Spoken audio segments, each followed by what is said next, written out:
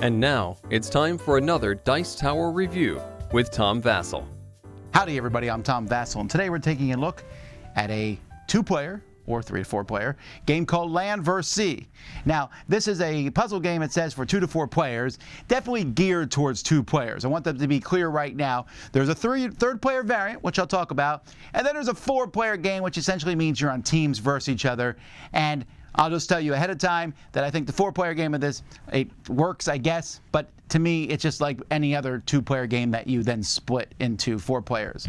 So Land vs. Sea, though, has that neat mechanism here of connecting tiles.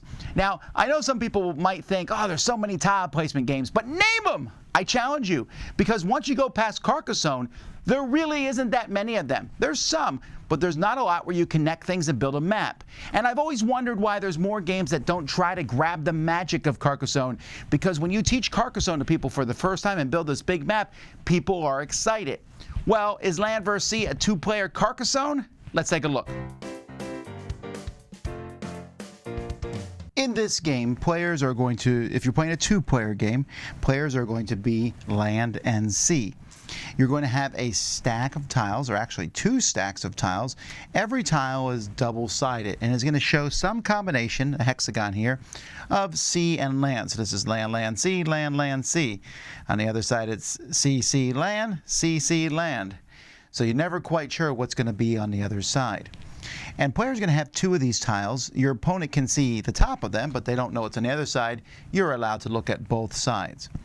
On your turn, you simply place a tile. Now, you must place a tile so it connects properly. So here you see this connects land to land. The next person couldn't do that, but they could do this, connecting land to sea like thus. Now, once you place a tile, if it has a special icon on it, you use that icon.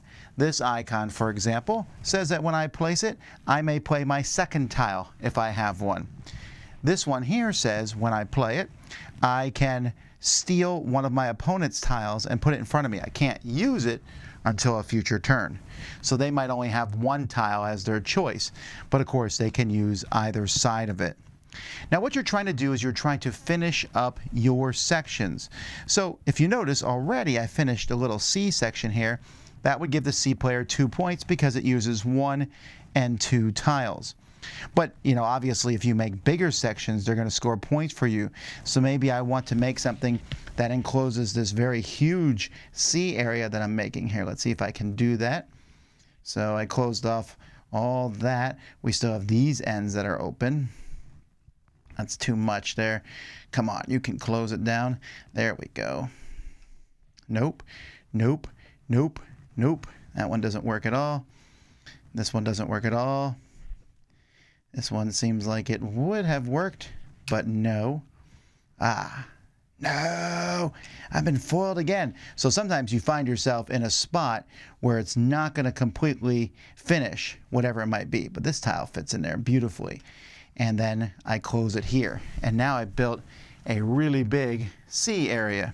So this C area would score 1, 2, 3, 4, 5, 6, 7, 8, 9, 10, because there are 10 tiles making it up. But you'll also notice there's little X's in it. 1, 2, 3, 4, 5 white X's.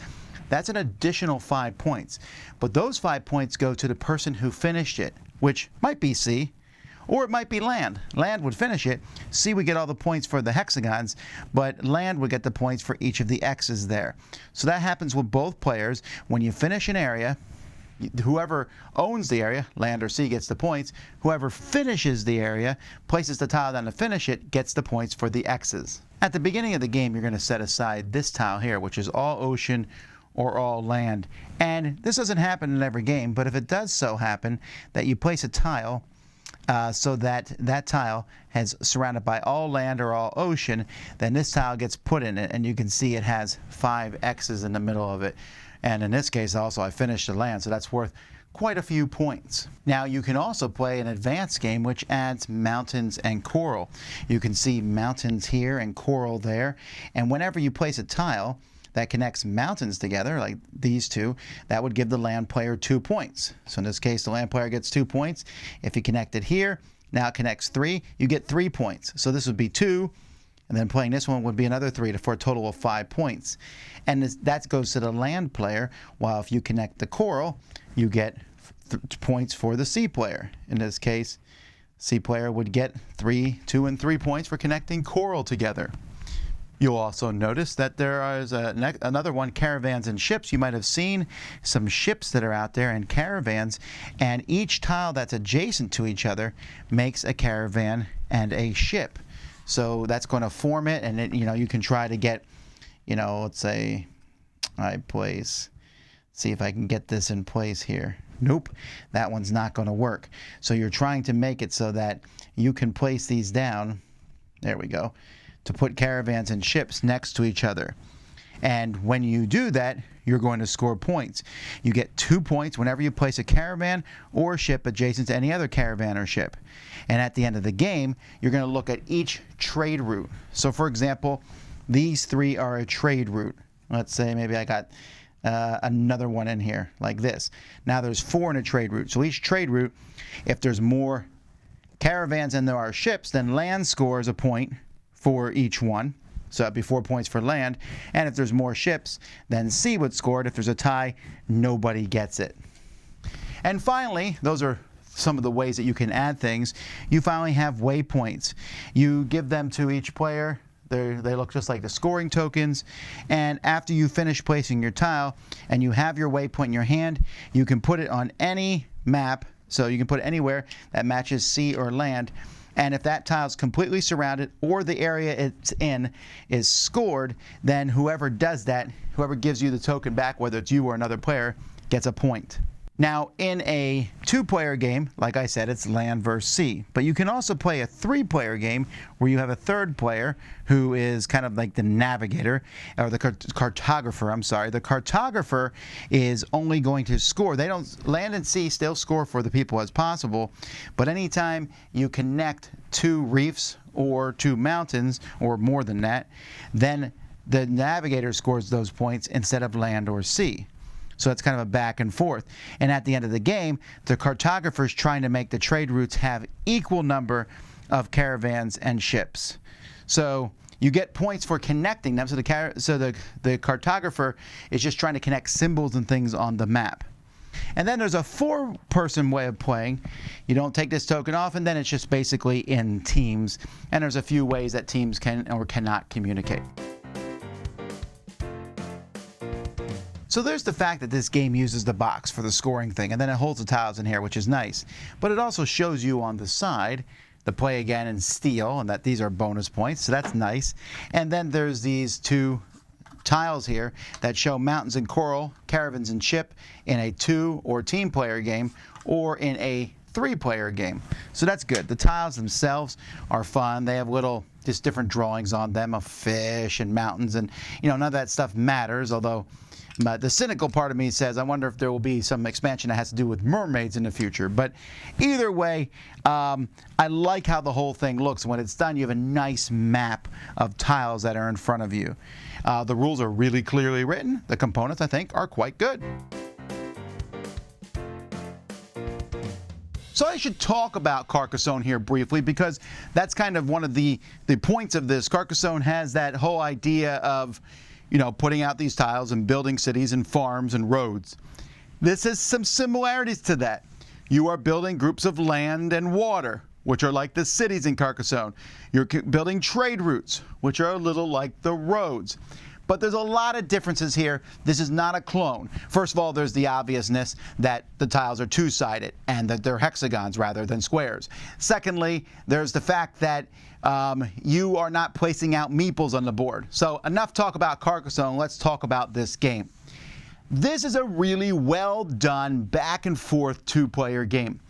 I like the land versus sea. Now, it's interesting, you have the different variants. The basic game, which I played and I think is fine. We have the advanced game, which adds in the mountains and coral, and I really enjoy that. And then the trade routes, which I thought was also fun.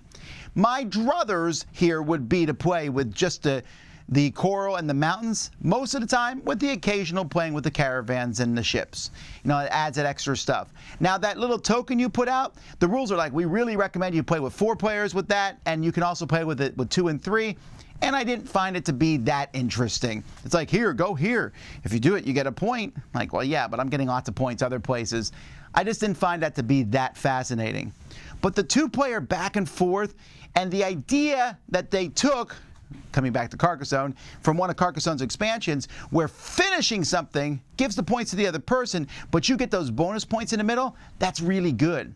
And those two simple actions, which is play an extra tile, and almost always the playing the extra tile isn't that great of a tile itself, but it lets you sometimes boom boom close up an area. Well, I like that a lot. The steel tile feels mean, but it's not overly aggressive. Yes, I might take that tile you were about to place out, but I can't immediately place it, and you have your other tile, and I don't know what's on the other side, so you still have options to put things out. But it does let you go, oh, I want to make sure that they can't close this big area and get the bonus points. I'm going to steal the one tile. Hopefully they can't use the other side to do that with.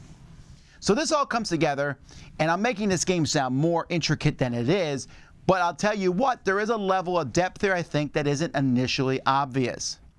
Now, the two-player game, like I said, is great, and I've already said at the beginning of the review, and I still hold fast to it, that the four-player game of this, it's okay. You're just playing team against team, and I don't know. I don't find it to be particularly interesting. The three-player game, though, is interesting and fun. I was doubtful about it because I was thinking the third person doesn't get to get the big groups of sea and land. They just get those bonuses. But it works. And it makes everyone think about what the other person's doing. And they actually have a specific order. It's land, sea, then the cartographer. But the cartographer, when you're playing that person, you kind of just zone out on the sea and the land, and instead you're looking for those bonuses, but you're also trying to build it so that they never finish their things. Or maybe you will finish their stuff to get the bonus points that are inside them. This all comes together in a really good three-player game, and I wondered that the three-player game might be almost as good as the two-player game. I think the two-player game is best, but it's a solid three-player game. So I like it. I like placing tiles. I like when I'm done. I see a neat map out there, and I sit there and go, that's my map, and I build it. Yeah, that feels good. I think a lot of people are going to enjoy this one. Check it out. It's Land vs. Sea. I'm Tom Vasel. You've been watching the Dice Tower. Dice Tower Judgment approved.